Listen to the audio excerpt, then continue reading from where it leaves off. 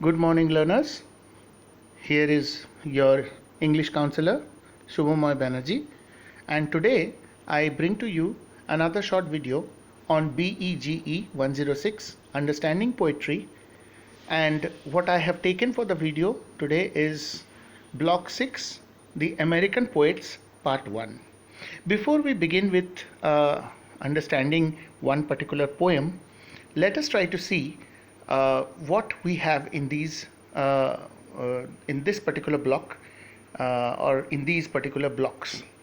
You see, in BEGE 106 Understanding Poetry, there are a total of 8 blocks. That means 8 study material booklets. In the first block, early modern English poets. Second block, the long 18th century. Third block, the romantic poets. Fourth block, the great Victorian poets. Fifth block, the high modernists, postmodernists and recent poets. Block 6, the American poets part 1. Block 7, the American poets part 2. And block 8, Indian English poets. So today, as I told you, we take up block 6, the American poets part 1. And on your screen, you can see Emily Dickinson. She is a 19th century American poet, and we are going to read one of her 3 poems in our syllabus. Before we begin with the poem, let us have a quick look at Emily Dickinson's life and works. Emily Dickinson, born 1830, died 1886. She was only 56 when she passed away. Emily Dickinson was born on 10th December 1830 at Amherst, Massachusetts, which is in the USA. The rest of the details is on your screen.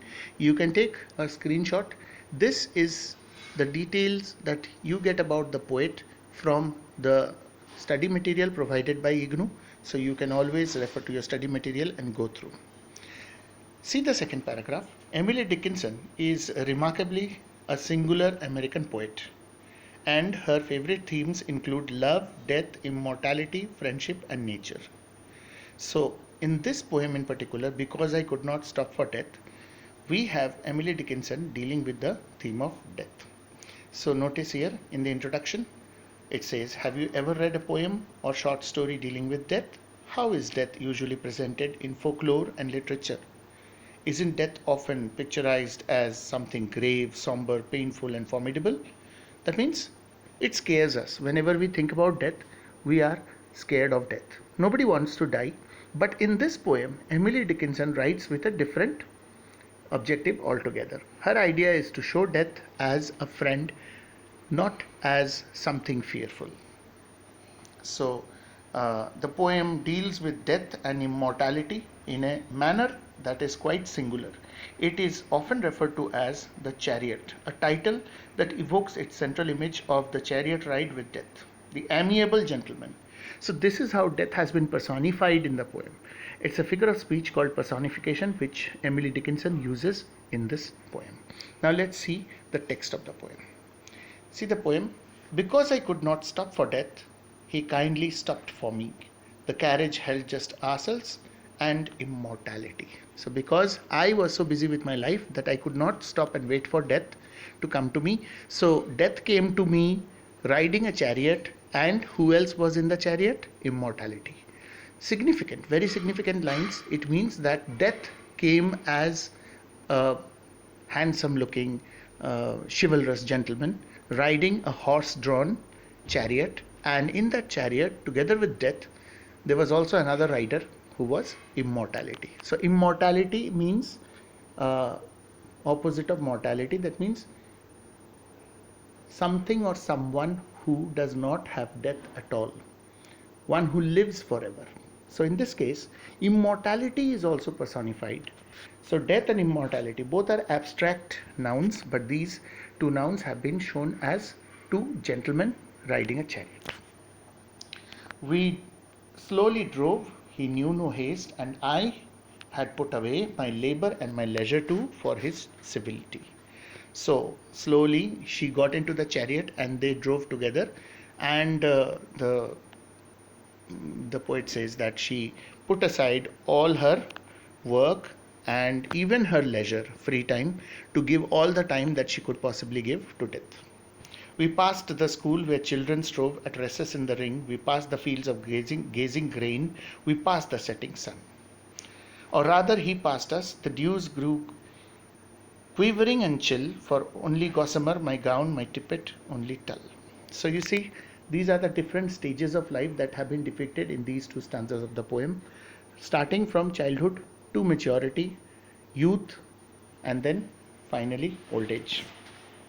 So she says that she was riding and she was able to see or pass through the different scenes of life where the different ages in which people generally live are shown step by step. We paused before a house that seemed a swelling of the ground. Now, this house is nothing but her grave. Death brings her to her grave. So, that grave is being depicted as a house, a swelling of the ground. The roof was scarcely visible. Why? Because a grave is just a mound of earth. So, the roof was scarcely visible. The cornice in the ground, the edges of the roof were inside the ground. It seemed, to her, it was a house. What is that house actually? That house is actually her grave. That is the final resting place of each and every one of us after death. So that is the eternal house where one resides after one leaves this life. Since then, 'tis centuries, and yet feels shorter than a day, I first surmised the horses' heads were toward eternity. So when I was riding the chariot, the head of the horse was taking me towards eternity. That is what I feel now. It has been ages since I have left the living world, and I live now in a world which is eternal. Meaning to say, in death, one becomes immortal. So, this is the basic and the shortest possible way to explain this poem. What you need to do is go through the glossary. The meanings are explained here, and you can take a screenshot also if you don't have the hard copy study material. And I wish you all the best with this poem. This is one of the best poems written by Emily Dickinson, whose portrait is once again here for you all to see. This is the real photograph of Emily Dickinson. Thank you very much.